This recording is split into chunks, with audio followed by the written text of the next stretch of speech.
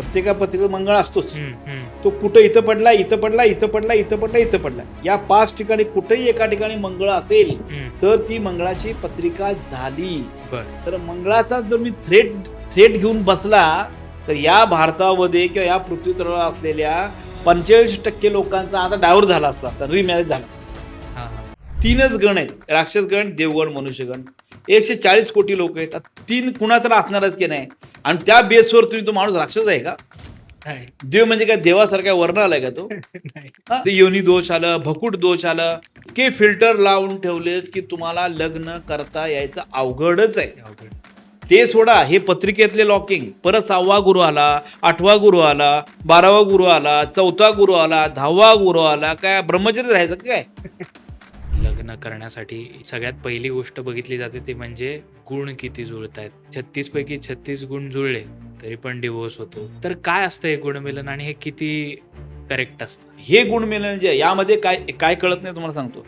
एक तर मुलं होणार आहे का नाही ते कळत नाही, हं, घटस्फोट होणार आहे का नाही कळत नाही, हं. वैवाहिक जीवन चांगलं होणार आहे का नाही कळत नाही, लहान वयात मृत्यू होणार आहे का ते कळत नाही, हां. पती पत्नी एकमेकावर आनंदानं राहू शकतील का नाही ते कळत नाही. बरं. काय कळते काय त्या चार्टमध्ये? ते पिरॅमिड बिरॅमिड असल्या गोष्टी विश्वास ठेवत नाही, ते टोटली रॉंग आहे. एवढं मोठं इजिप्तमध्ये पिरॅमिड आहे, 5,000 वर्षात ती कधी प्रगती झाली नाही. तुमच्या घरात लावून काय उपयोग होणार आहे? आता सगळं बंद झालंय. पैसे कमवायचे लोकांनी पैसे कमवून गेले आता. हां. आता आले रत्नशास्त्र, कुठं काय लोलक बिलक ते चाललंय. Dozen effect. ओके. काहीतरी टेक्निकली काहीतरी असू दे. वास्तुशास्त्र कुणाचं आहे?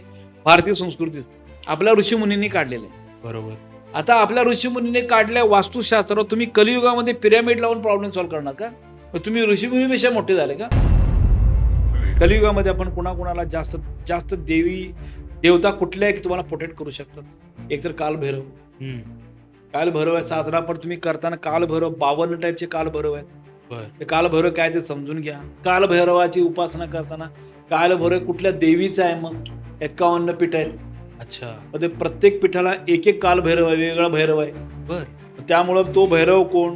सध्या आपण महाराष्ट्रात बघतोय की काय चाललेलं आहे ते नाशिकच्या प्रकरणावरून. बऱ्याच लोकांचा थोडासा माइंडसेट जो आहे या शास्त्राकडे बघण्याचा आता एका व्यक्तीमुळे निगेटिव्ह व्हायला लागलेला आहे. तरी त्यांनी अशा कुठल्या गोष्टी पडताळून बघितल्या पाहिजेत किंवा कुठल्या पद्धतीचे प्रश्न विचारले पाहिजेत?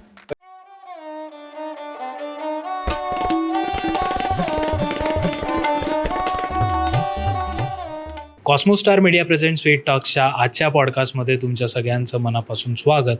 आजचा आपला जो पॉडकास्ट आहे हा गुणमिलन, म्हणजे आपण जे बघतो ना की 36ला 36 गुण मिळत आहेत, काही काहींचे गुण मिळत नाही आहेत.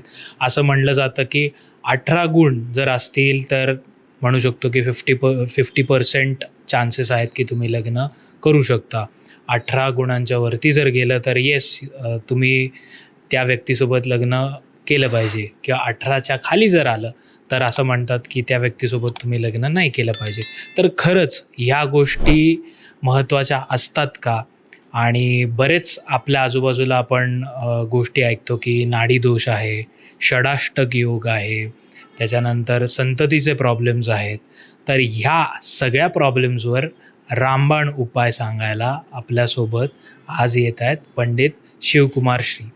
सो यांनी त्यांच्या रोखठोक शैलीमध्ये आपल्याला आजच्या पूर्ण पॉडकास्टमध्ये या सगळ्या प्रश्नांवर उत्तरं दिलेली आहेत. हा पॉडकास्ट शेवटपर्यंत बघा. मी आजपर्यंत एन्जॉय केलेला हा one of the best podcast आहे आणि आय एम शुअर तुम्हालासुद्धा मजा येणार आहे. त्यामुळे पॉडकास्ट कसा वाटला हा आम्हाला कमेंटमध्ये नक्की सांगा.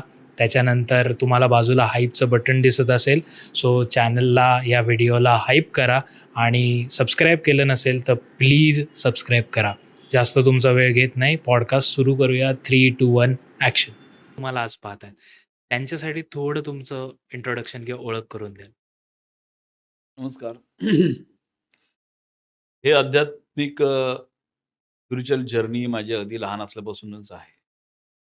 गेले 30 ते 35 वर्ष झालं मी ज्योतिषशास्त्र, वास्तुशास्त्राच्या या फील्डमध्ये आहे.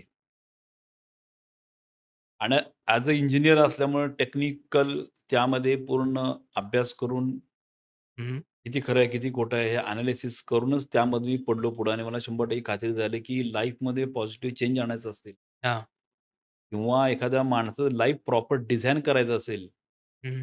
फ्युचरमध्ये काय करता येऊ शकतं, ती गाईडलाईन आपल्याला या ज्योतिषशास्त्राच्या मार्गाने मिळू शकते. करेक्ट.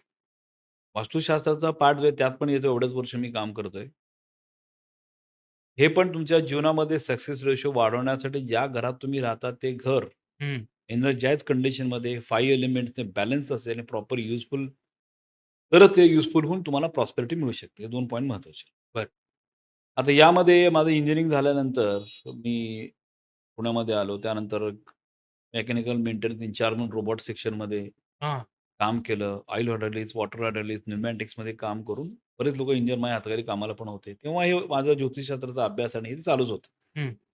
पण लक्षात आलं ह्यामध्ये जेवढा मला लोकांशी संपर्क येत गेला, लोकांचं लाईफ चांगलं होत गेलं, तेव्हा मला कॉन्फिडन्स आला, की हे आपण करत बसण्यापेक्षा सामाजिक दृष्टिकोनातून काम करून लोकांचे प्रॉब्लेम सॉल्व्ह करून लोकांना एस्टॅब्लिश करता आलं लाईफमध्ये, हं. So that will be a great thing.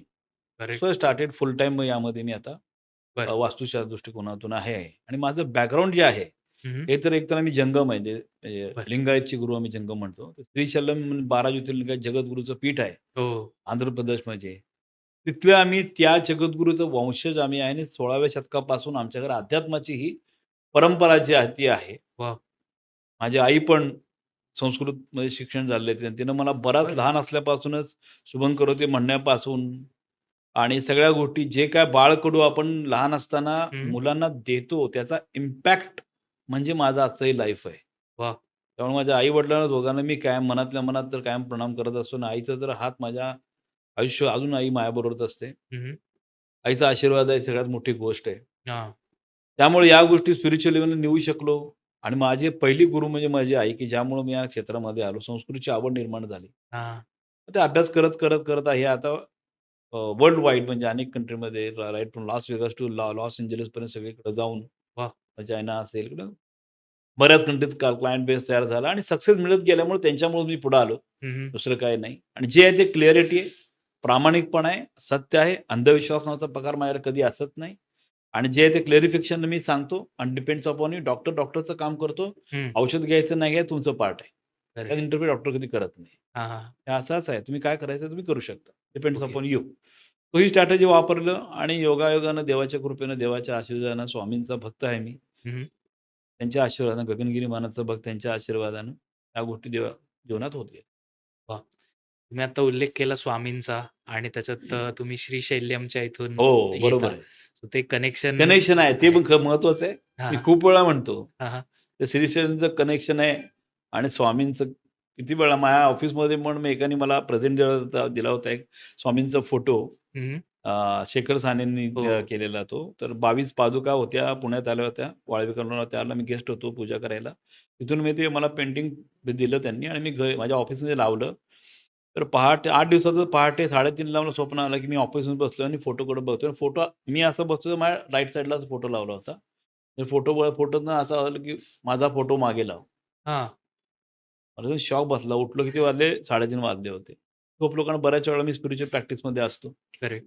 तर काल पण हनुमान जयंती होती. जयंती होती. काल रात्री 9 वाजल्यापासून पहाटे 3:30 पर्यंत माझा हनुमान चालीसा, हम हम वाह! हनुमते नमः हे मंत्र कायम चालू होते. 4:30 4:30ला तर झोपलो मी. तरी जर्नी चालू असते त्या वेळेला त्या देवाचं करायला लागतं. त्याशिवाय तुमच्याकडे आध्यात्मिक शक्ती येत नाही. हं. त्यामुळे लोकांचं चांगलं करण्याचा मनामध्ये उद्देश जो असतो आणि प्युरिटी आहे तुमचा देवच तुम्हाला देत असतो आणि ते वॉव! करायला लावत असतो. हं, हं. स्वामींचा फोटो स्वप्नात आला. दुसऱ्या रात्री झोपलो. परत स्वप्नात आलं, की परत माझा फोटो मागे लाव. त्यावेळेला अच्छा. बघितलं 3 वाजून 40 मिनिटं झाले. ड्रायव्हरला बोललो सकाळी 7:30ला उठलो. पहिला महाराजांचा फोटो मागे लावला. माझ्या अंगावर आता काटा येतोय. म्हणजे मला हां. लक्षात आलं, की स्वामींच्या खाली एक ब्रीदवाक्य आहे. हं. "भिऊ नको, मी तुझ्या पाठीशी आहे." करेक्ट. आपल्याला बघितलं, की असं वाटतं, की "भिऊ नको, मी तुझ्या पाठीशी आहे" म्हणजे मागं फोटो लाव. हं. असं आपलं जजमेंट नाही लावू शकत. स्वामींचा हं. फोटो मागे कसा लावायचा? बरोबर नाही ना? बरोबर. पण ॲक्चुअल मला डायरेक्ट तसं संदेश स्वप्नातनं मिळाला. माझा फोटो तर माझ्या ऑफिसच्या बॅक साइडलाच आहे. अरे वाह! ते आहेत माझ्या मागे आणि ते आशीर्वाद देणार आणि जे काही त्या लोकांना आशीर्वाद देणार तेच आहेत. मी काय हां. फक्त मी ॲज मी एक हं. मीडिएटर आहे. म्हणजे फक्त हां. ते मला सांगतात किंवा जे काही ज्ञान आहे, त्याचा वापर करून पुढच्याला जीवन चांगलं व्हावं हाच एक उद्देश आहे. ते आहे ते आपल्याकडनं करून घेतं. येस वाह! अगदी क्लिअरिटी यामध्ये. सर तुमची जी एक समजावण्याची शैली आहे, जी तुम्ही एकदम रोखठोकपणे बोलता, ही तर सगळ्यांना आवडतेच. सो त्याच्यामुळे मला आता आजच्या पॉडकास्टला सुरुवात करावीशी वाटेल येस येस तुमच्या अनुमतीने. Yes yes. अ, तर सगळ्यात आधी